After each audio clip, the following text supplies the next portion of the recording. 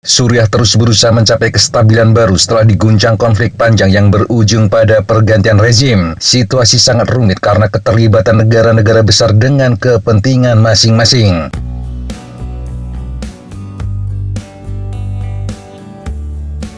Dari sejumlah komentar di video-video kami sebelumnya terbaca, banyak yang tidak paham bagaimana sebenarnya peta konflik di Suriah. Seperti yang kami katakan sebelumnya, wajar jika terjadi kebingungan, karena apa yang terjadi di Suriah merupakan salah satu konflik paling rumit di dunia.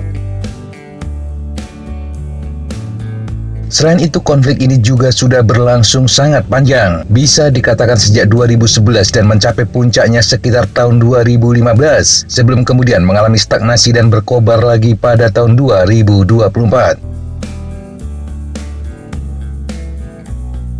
Jika sekarang Anda berumur 20 tahun, maka pada tahun 2015 Anda berumur sekitar 11 tahun, atau baru berumur 7 tahun pada tahun 2011. Jadi sekali lagi wajar jika banyak kebingungan membaca konflik ini secara utuh.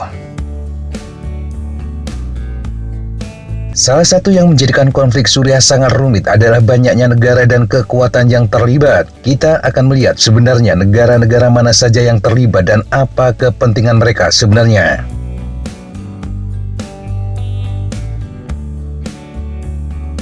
Yang pertama, Suriah. Suriah tentu saja negara yang paling terlibat karena menjadi tempat dari segala konflik tersebut. Negara ini mulai memasuki kekacauan ketika pada sekitar tahun 2011 muncul aksi demo besar-besaran yang meminta demokratisasi di negara tersebut. Saat itu sejumlah negara Timur Tengah juga menghadapi situasi yang sama, fenomena yang kemudian dikenal sebagai Arab Spring atau musim semi Arab. Pemerintah Suriah yang ada di bawah kepemimpinan Bashar al-Assad menanggapi aksi tersebut dengan tangan besi. Ribuan orang meninggal akibat penanganan aksi itu. Tidak meredakan aksi, tindakan tersebut justru memicu perang saudara yang berdarah. Muncul berbagai faksi senjata yang melakukan perlawanan terhadap rezim Assad.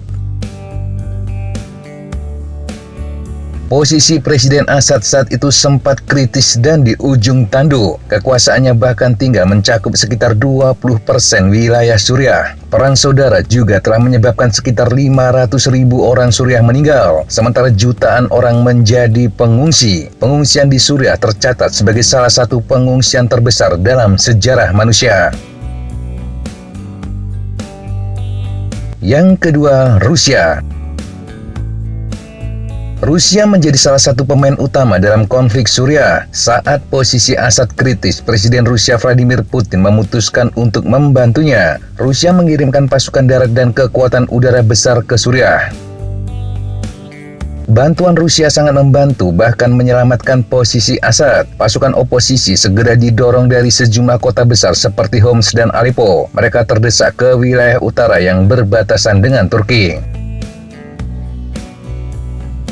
Rusia selanjutnya membangun dua pangkalan militer utama, yakni pangkalan udara Hmeimim di Latakia dan pangkalan angkatan laut Tartus. Selain itu juga mendirikan sejumlah pangkalan garis depan untuk membuat garis pertahanan agar pasukan pemberontak tidak lagi menyerang ke selatan.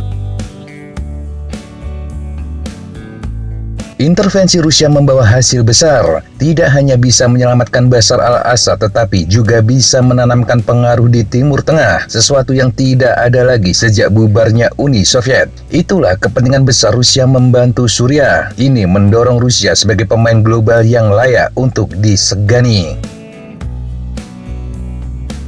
Dari pangkalan di Suriah, Rusia juga memiliki jembatan untuk melanjutkan pengaruhnya ke Afrika. Dan ini terbukti dengan menguatnya kehadiran dan pengaruh Rusia di sejumlah negara seperti Mali, Burkina Faso, Sudan, dan sebagainya.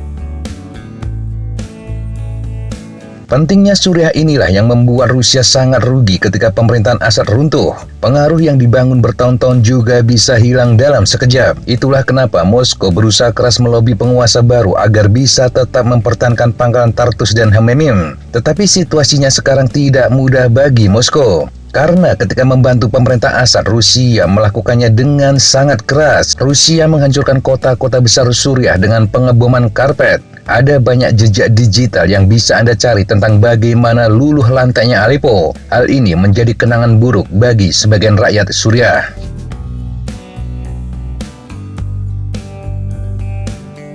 Yang ketiga, Iran. Bagi Iran, Suriah adalah kunci dalam melebarkan pengaruh dan kekuatannya. Dari Suriah, Teheran bisa dengan relatif leluasa memasok proksinya untuk melawan Israel. Mereka adalah Hizbullah Lebanon dan Hamas di Gaza. Selain itu juga melebarkan pengaruhnya hingga ke Irak. Inilah kenapa Iran juga terjun langsung untuk membantu pemerintah Suriah menghadapi para pemberontak. Bukan rahasia lagi, pasukan elit Garda Revolusi Iran yang dikenal sebagai pasukan Quds sangat aktif beroperasi di Suriah. Iran juga membentuk milisi Irak yang dikenal sebagai Popular Mobilization Force atau PMF, dan tentu saja menggunakan Hizbullah untuk beroperasi di Suriah. Bersama pasukan Rusia dan Suriah, mereka bahu-membahu menghancurkan kekuatan oposisi Suriah. Itulah kenapa runtuhnya rezim Assad juga menjadi pukulan besar bagi Teheran. Seperti Rusia, Iran juga terhambat sikap mereka di masa lalu untuk bisa bekerja sama dengan pemerintah baru. Yang keempat, Turki. Turki memiliki perbatasan langsung dengan Suriah di bagian utara. Ketika sejumlah kota dihancurkan oleh serangan Rusia dan pasukan Suriah, jutaan pengungsi berlari ke perbatasan Turki. Ini menjadi masalah serius bagi Ankara. Akhirnya, Turki menurunkan kekuatan untuk membuat zona aman bagi pengungsi di wilayah Suriah. Situasi ini sempat memunculkan ketegangan dengan Rusia yang terus berusaha mengejar pemberontak ke wilayah utara. Bahkan saat itu, sebuah Su-24 Rusia ditembak jatuh oleh F-16 Turki karena dituduh melanggar perbatasan. Turki dan Rusia akhirnya membuat kesepakatan untuk membuat zona aman pengungsi. Secara otomatis, wilayah utara Suriah tidak lagi bisa diserang secara langsung oleh Suriah dan Rusia.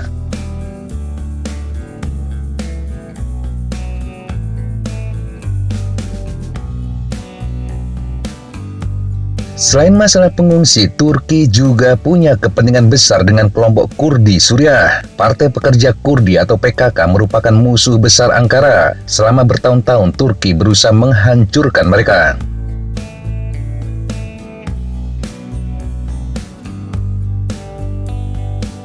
Untuk menjalankan misi tersebut sekaligus melawan gerak maju pasukan Rusia dan Suriah, Turki kemudian mendukung milisi yang dikenal sebagai Syrian National Army atau SNA. Inilah proksi Turki untuk perang melawan PKK dan kekuatan pendukung lainnya seperti YPG. SNA juga menjadi salah satu kelompok oposisi Suriah. Mereka bertempur melawan pasukan Suriah, Rusia, dan Iran.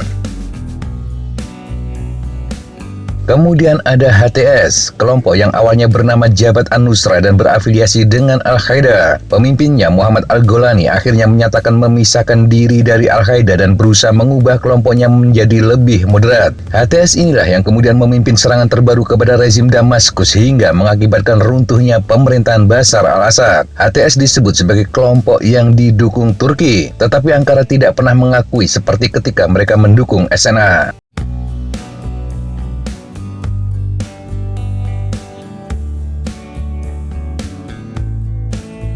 Yang kelima, Amerika Serikat. Di tengah kekacauan di Suriah muncul gerakan ISIS yang menggemparkan dunia. Kelompok garis keras ini melakukan tindakan keras terhadap pihak-pihak yang tidak sejalan. Segera kelompok ini pun ditetapkan sebagai kelompok teroris paling menakutkan. Dalam waktu singkat pengaruh mereka juga menyebar, tidak hanya di Suriah tetapi juga ke seluruh dunia. Situasi inilah yang mendorong Amerika Serikat akhirnya terlibat dalam konflik Suriah. Bersama sejumlah negara, Amerika menggelar operasi untuk menghancurkan kelompok tersebut. Tetapi Amerika membatasi untuk mengirim pasukan darat dalam jumlah besar. Untuk operasi di darat, Amerika kemudian mendukung apa yang dikenal sebagai Syrian Democratic Force atau SDF. Inilah proksi Amerika untuk misinya di Suriah. Terbukti dengan bantuan SDF, kekuatan ISIS bisa dihancurkan. SDF juga merupakan kelompok anti-Assad. Masalah semakin rumit karena mereka adalah pasukan Kurdi. Ini berarti juga musuh dari Turki. Hal itu menjadikan situasi benar-benar rumit, sehingga di lapangan SDF memiliki 3 musuh. Pertama, ISIS. Kedua, pasukan Assad yang didukung Rusia dan Iran. Serta ketiga adalah Turki dan proksinya SNA.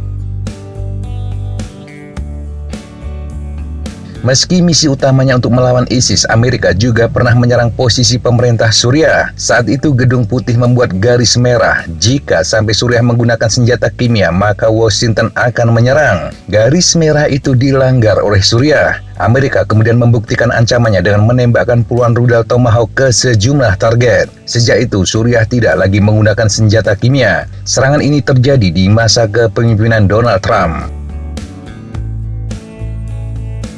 Setelah situasi relatif tenang, Amerika masih mempertahankan kehadirannya di Suriah. Lagi-lagi dengan alasan untuk terus mengejar sisa-sisa ISIS atau sel kelompok itu yang mungkin akan bangkit.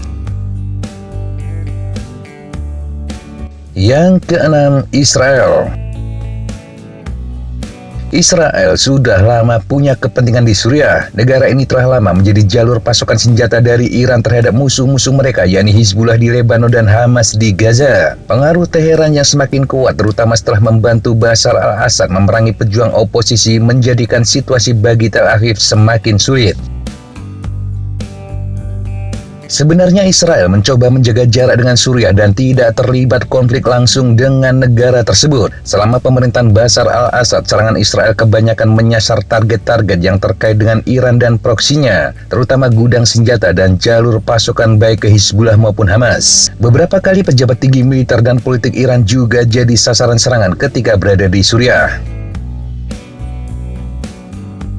Runtuhnya al-Assad dan tampilnya HTS sebagai penguasa baru membawa ketidakpastian di Israel. Untuk itulah sejak pemerintahan berganti, Israel dengan gencar menyerang fasilitas militer milik Suriah yang selama ini tidak disentuh. Tel Aviv tidak ingin senjata itu akhirnya jatuh ke tangan pasukan revolusi dan selanjutnya akan digunakan untuk melawan mereka. Israel juga menggunakan kekacauan situasi di Suriah dengan memperkuat posisi mereka di Golan. Pertama, mereka masuk ke wilayah demilitarisasi yang selama ini tidak bisa dimasuki baik oleh Suriah maupun Israel. Selanjutnya, mereka terus bergerak maju ke wilayah Suriah. Israel beralasan apa yang dilakukan untuk menjaga keamanan mereka. Tel Aviv juga berjanji keberadaan Israel di Suriah juga akan bersifat sementara. Tetapi tidak pernah ada yang bisa menjamin Israel konsisten dengan kata-katanya.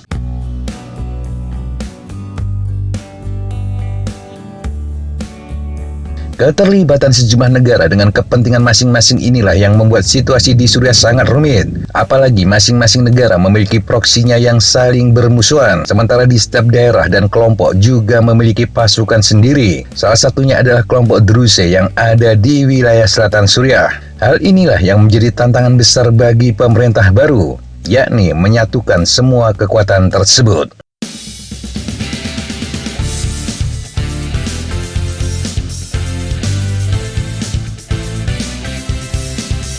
Demikian sahabat Jejak informasi yang bisa kita sampaikan untuk kesempatan kali ini. Sampai jumpa di kesempatan yang berbeda. Tetap semangat dan jaga kesehatan. Salam Fly Like an Eagle, Fight Like a Falcon.